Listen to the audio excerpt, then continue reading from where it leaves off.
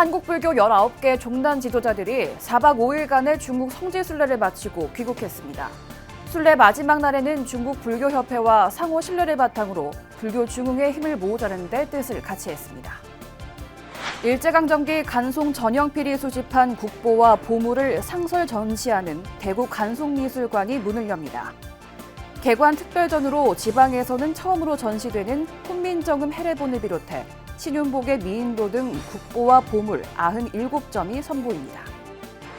조계종 중앙종회 종교편향특위가 안창호 국가인권위원장 후보자에 대한 지명 철회를 촉구하며 본격적인 대응을 예고했습니다. 최근 폭염이 지속되는 가운데 불교 기후행동이 기후위기 극복을 위한 시민실천운동으로 채식을 장려하는 캠페인을 벌였습니다. BBS가 만난 사람은 조계종이 MZ세대를 위해 내놓은 인공지능 서비스 AI 스님을 개발한 김영찬 조계종 홍보위원을 소개합니다. 여러분 안녕하십니까? 8월 31일 토요일 BBS 뉴스입니다.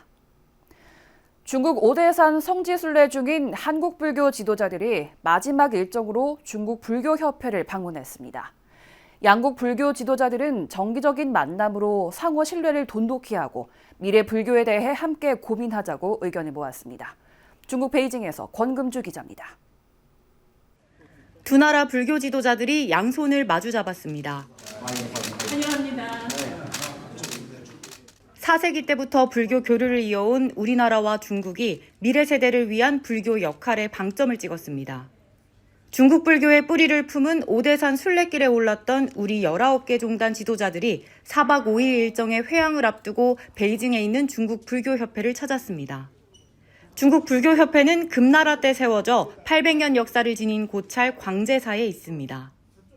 전통 법도를 엄격히 지키면서도 도심 속 현대 흐름을 수용하고 현 세대에 녹아들려는 중국 불교는 청년전법을 고민하는 한국 불교의 오늘과 비슷합니다. 한국종단협의회와 중국불교협회는 상호 신뢰와 우위를 바탕으로 미래 불교 역할을 함께 키워나가자고 의견을 같이 했습니다. 마치 옛 친구를 만난 듯 마음속으로 너무 기쁜 마음이 생수같습니다. 这个看到了我们韩国佛教界对中国佛教界是很发扬的情，就是这个世界地理界世界佛论坛。 특히 과거의 인연을 떠올리며 광제산의 불교문화유산을 돌아보고 중국 불교협회가 연 만찬도 함께 했습니다. 실은 중국과 우리 한국 불교는 역사적으로 보면 벌써 1700년이 되었습니다. 가장율사의 문수보살님과의 인연이 담긴 태화지에서 느꼈던 감동과 가르침은 현대를 살아가는 참가 대중 모두에게 중요한 길잡이가 되었을 것입니다.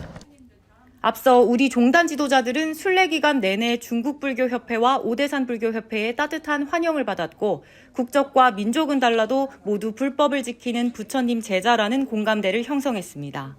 이번에 중국 불교계에서 보여준 여러 가지 면면들 보면 대단히 정성을 가지고 한국 불교 대표단을 맞이해 줬습니다.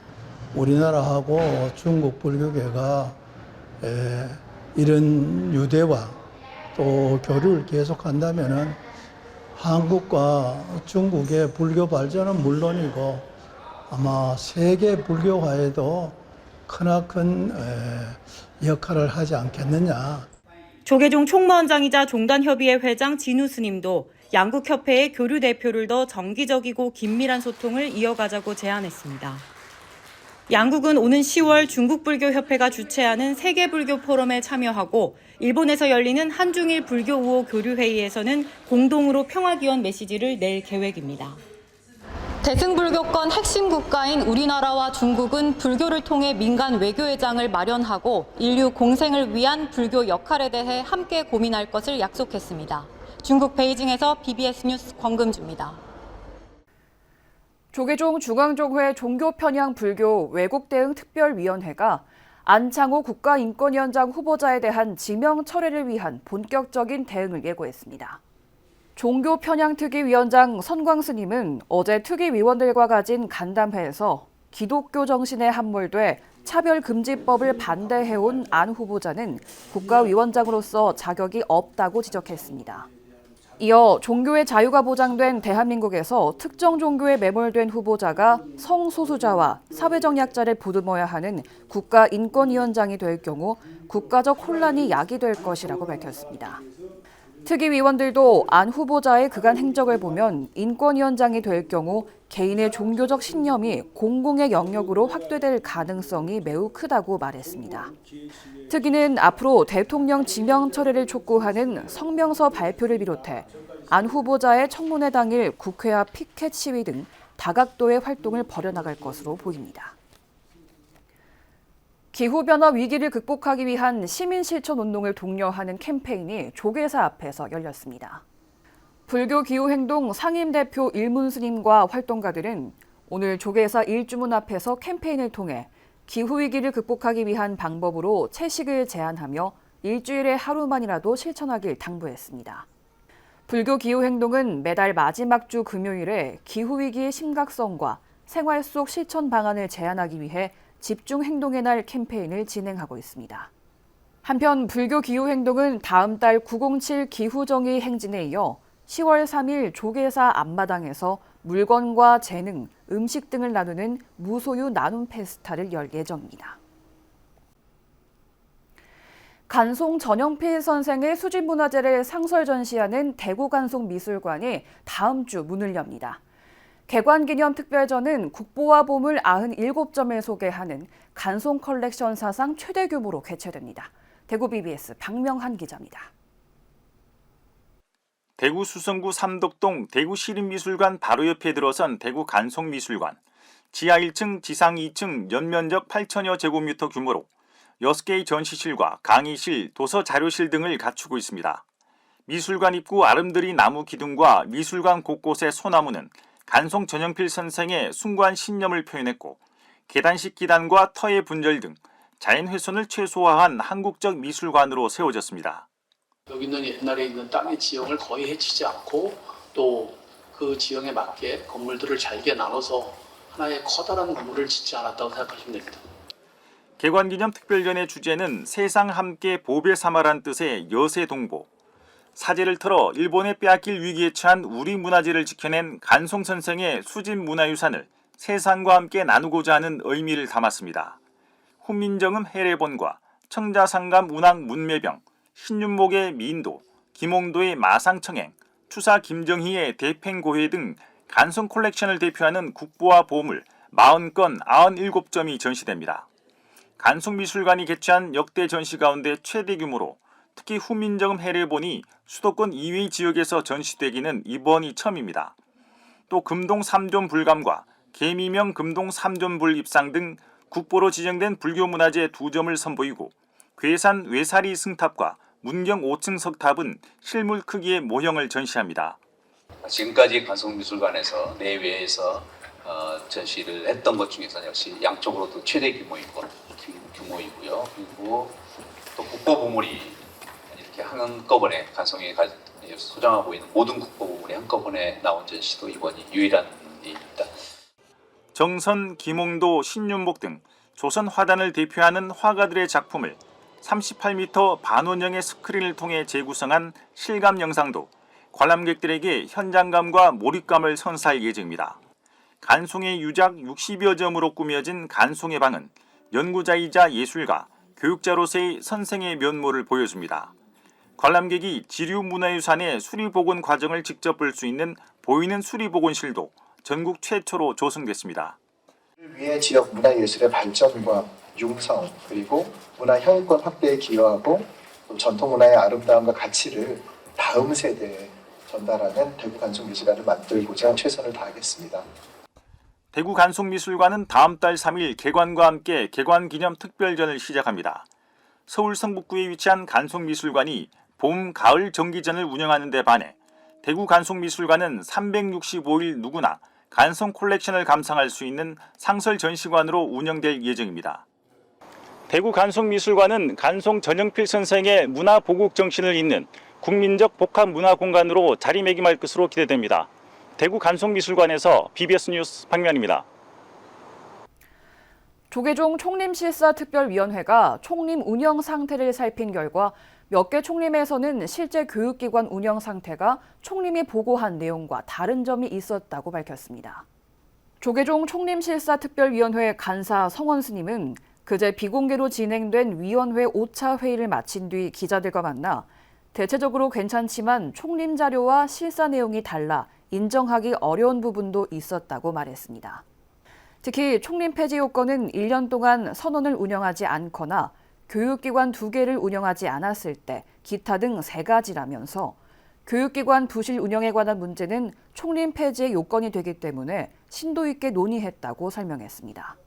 조계종 총림실사특별위원회의 최종 보고서는 다음 달 중앙종회에서 공개될 예정입니다. 천태종이 설립한 NGO 단체인 사단법인 나누며 하나되기가 추석을 앞두고 충북 단양 지역 취약계층의 건강을 위한 방역물품과 생활용품 등을 전달했습니다. 나누며 하나되기는 그제 오후 충북 단양군청에서 단양 지역 어린이 취약계층을 위한 3천만 원 상당의 후원 물품을 전달했다고 밝혔습니다.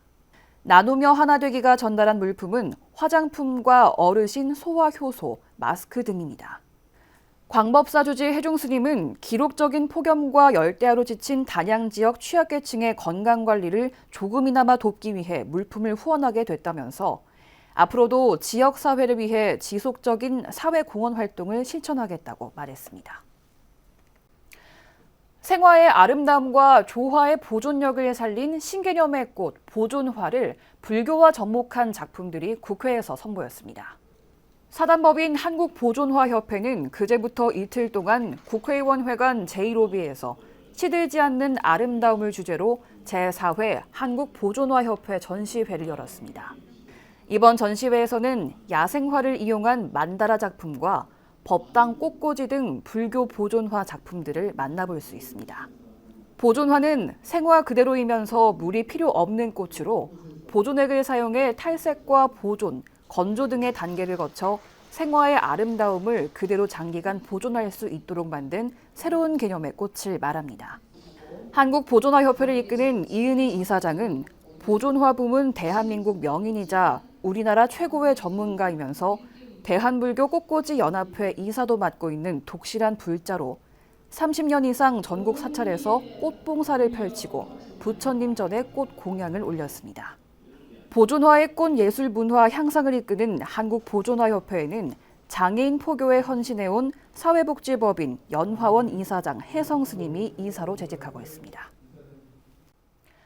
한 주간의 불교 신문을 살펴보며 주목받았던 교계 이슈를 짚어보는 순서입니다. 배진호 PD입니다. 9월 3일 발간되는 불교신문 일면 톱뉴스입니다. 미리 보는 국제선명상대회. 오는 9월 28일 시끌벅적한 도심 한복판 광화문 광장이 5분 동안 고요함에 잠깁니다. 이날 열리는 불교도 대법회에선 총무원장 진우 스님의 전국민 하루 5분 명상 제안과 동시에 참석자 3만여 명이 명상에 잠기는 진 풍경이 연출될 예정입니다. 이어지는 3면입니다. 선한 영향 전하는 국민 5계. 같은 날 진우 스님은 불자가 지켜야 할 5계를 현대적으로 재해석한 국민 5계를 발표할 예정입니다. 불살생, 살생하지 말라라는 기존 계율을 모든 생명을 아끼고 존중하자로 대신하며 5계 속에 내재된 금지한다라는 부정적 어감을 없앤 것이 가장 큰 특징입니다. 14면 문화면입니다. 삶에 지친 이들을 위한 치유의 여정. 지난 28일 개봉한 영화 문경은 각기 다른 세대의 세 여성이 연대를 통해 서로의 상처를 보듬는 여정을 그려냅니다. 신동일 감독은 비구니 명지 스님과의 에피소드는 불교의 핵심 교리인 연기법을 담아냈다며 도파민 중독 시대인 요즘 관객들이 관계를 통한 치유의 감정을 느낄 수 있길 바란다고 전했습니다. PBS 뉴스 배진호입니다.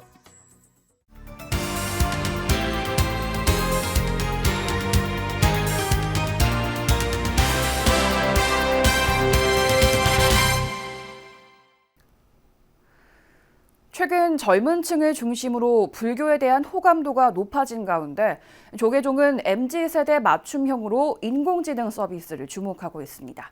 바로 AI 스님인데요. 고민 상담이나 불경과 법문에 대한 궁금증을 바로바로 해결해주는 그야말로 척척박사이자 언제 어디서나 스님을 즉시 볼 수 있는 편리한 서비스입니다. 신행 생활에 큰 변화를 불러오지 않을까 싶은데요. AI 스님을 개발한 김영찬 조계종 홍보위원과 얘기 나눠보겠습니다. 네, BBS가 만난 사람 시간입니다. AI 기술 발전으로 이 종교 생활에도 변화가 일고 있습니다. 프로그램 개발자 김영찬 조계종 홍보위원님 모시고 함께 이야기 나눠보겠습니다. 안녕하세요. 안녕하십니까. 예. 우선 저희 시청자분들께 인사를 부탁드립니다. 네, 안녕하십니까. 저는 조계종 홍보위원으로 활동하고 있는 김영찬입니다. 네, 불교 경전을 학습한 AI 스님을 만들어서 이제 사람들께 불교를 널리 알리는데 기여를 하고 있습니다. 아, 예, 반갑습니다. 그 스님 AI 굉장히 화제가 됐는데 어떤 프로그램입니까? 이 스님 AI는 쉽게 설명드리자면 이 컴퓨터에게 경전을 학습시켰다라고 이해를 하시면 가장 쉽고요. 경전이라고 하면은 이제 한국에 있는 주요 경전들 있지 않습니까? 네. 반야심경이라든지 화엄경, 금강경 이런 내용들을 컴퓨터에게 잘 학습을 시켜서 마치 이 경전을 잘 알고 있는 컴퓨터와 대화를 나누는 형식의 그런 프로그램을 만들었습니다. 아, 그러면은 이 대장경의 내용을 학습한 AI가 우리가 이용자들이 원하는 답변을 경전을 인용해서 해주는 그런 식의 프로그램이군요. 네, 맞습니다. 아. 그래서 이제 사람들이 어떤 질문을 하던 간에 이 경전에 근거해서 대화를 하고 고민 상담도 해주고요. 예. 경전의 일부를 인용해서 설명을 해주기도 합니다. 아, 자, 그리고 이게 본격적으로 저희 불자들의 눈에 들어온 계기가 바로 불교 박람회였습니다.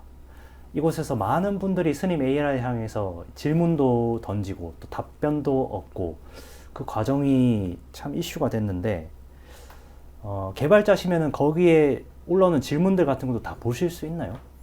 일단은 가벼운 질문부터 말씀을 드리면 대학생들이 막 몰려와서 수업 듣기 싫어요, 과제하기 싫어요, 네. 직장인분들은 월요일날 출근하기 싫어요 이런 질문들을 이렇게 던지시는 분들도 예. 있었고요. 예.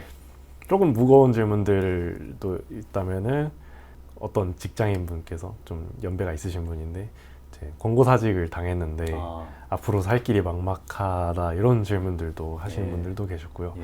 되게 개인적인 질문들이라서 다 다양하시더라고요. 예, 아, 정말 다양한 질문들이 있었네요. 청년들은 주로 그러면은 좀 어떤 질문을 하는지 기억에 남는 질문이 있으세요? 청년들은 이제 앞으로 살 길이 어떻게 찾아야 되는지, 예. 뭐 예를 들면 취업 걱정이라든지 아니면 연애 그리고 결혼 이런 내용들이 많았습니다. 아, 혹시 저희도 그럼 지금 한번 좀 스님 AI를 시연해 볼 수 있습니까? 네, 가능합니다. 아, 예, 예. 그럼 이제 질문을 하면 됩니까? 예, 질문을 하시면 됩니다. 예, 예. 기대가 되는데. 아, 그럼 저도 이런 질문 한번 해볼까요? 퇴근하고 싶어요.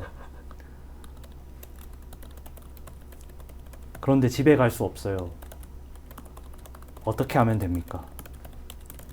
일단은 퇴근하고 집에 갈 수 없는 상황에서 얼마나 힘드실지 이해한다고 이제 저를 공감해 주시는군요. 예, 불교 친구가. 예. 그리고 현재 고통은 불교에서 말하는 고락의 일환일 수 있다고 하는데요. 이 불교에서는 고통과 즐거움이 서로 연결되어 있고 감정은 우리의 인식과 반응에 따라서 변한다고 말하고 있습니다. 예. 우선 현재의 감정을 있는 그대로 인정을 하는 것이 중요하다라고 하고요. 감정 자체를 부정하거나 억누르기보다는 이걸 이제 인식하고 수용하는 자세가 중요하다고 얘기를 하고 있습니다. 지금 있는 이 집에 가고 싶은 이 욕망을 인지하고 수용하고 받아들여라. 그래서 이제 선명상을 추천을 하고 선명상을 있는데요. 추천한다고요? 예. 아, 예. 이 선명상 프로그램을 하면 일상에서도 이제 어느 때나 쉽게 실천을 할 수가 있는데 감정 조절 능력을 이제 향상을 시키고 스트레스랑 불안을 감소시킨다고 합니다. 그래서 이제 선명상을 통해 감정과 현상을 좀 있는 그대로 바라보고 예. 수용을 하고 예. 이제 마지막으로 너무 힘들면 예. 가까운 친구와 가족들에게 이야기를 한번 나눠보는 것도 도움이 될 것 같다. 아, 예. 그래도 제 마음을 공감해주고 예. 또 이 선명상이라는 해결 방법까지 이렇게 제안을 한다는 것이 참 제가 알고 있는 그냥 질문을 넣으면 답변이 나오는 그런 것과는 좀 차원이 다르다는 제가 생각이 드네요. 자, 그럼 마지막으로 요거는 어떻습니까? 한국에서 예. 가장 잘생긴 스님은 누구인가요? 여기서 사실 범정 스님 나오시면 저는 인정합니다. 정말. 아마 쉽지 않을 거예요. 쉽지 않아요? 예, 학습이 네. 그렇게까지는 그래요? 얼굴을 다 이렇게 역시 아까와 마찬가지로 예. 불교의 가르침에서는 외모보다는 마음이 또 이제 마음의 아름다움, 자비와 예. 지혜가 더 중요하다. 내면에 충실하고 집중하라. 예. 원래 불자셨던 만큼 최근 이런 불교계가 젊어지고 있는 그 흐름에 대해서는 좀 어떻게 바라보고 계세요? 절에 가보면 불교 박람회는 젊은 분들이 많은데 절에는 잘 없거든요. 맞아요. 요거를 보면서 제가 느낀 게 체험할 수 있는 요소들이 좀 많아져야겠다. 젊은 분들이 불교 박람회 사실 재밌는 거 하러 많이도 오시잖아요. 이런 것들이 사찰이나 아니면 우리 주변에서 좀 활발하게 되어 있다면 불교 신앙 생활을 하거나 포교를 하는데 더 큰 도움이 되지 않을까. 마지막 질문입니다. 지금 이 대세를 이끌고 있는 김영찬 위원님, 김영찬 위원님의 꿈은 무엇인지? 제가 저는 사실 이제 AI도 그렇고 IT 업계죠. 디지털 IT 쪽에서 사람들의 마음을 좀 평온하게 만드는 게 목표였습니다. 그러니까 계속 지금 꿈을 꾸고 있고요. 처음 IT 쪽을 접하게 된 것도 사람들이 겪고 있는 문제들, 일상에서 겪는 어려움들이나 이런 것들을 해결해 주자는 취지로 처음 공부를 하게 되었고, 그 일환으로 스님의 AI가 만들어졌고요. 이 불교뿐만 아니라 전 세계에 있는 모든 사람들이 일상 속에서 겪는 어려움들을 이제 디지털로 해결할 수 있도록 돕는데, 그런 데 기여하는 데 꿈이. 예, 알겠습니다. 예, 이것으로 그러면은 방송 마치도록 하겠습니다. 지금까지 조계종 홍보위원 김영찬 위원님과 이야기 나눠봤습니다. 감사합니다. 감사합니다. 이상으로 8월 31일 토요일 BBS 뉴스를 마칩니다. 시청해주신 여러분 고맙습니다.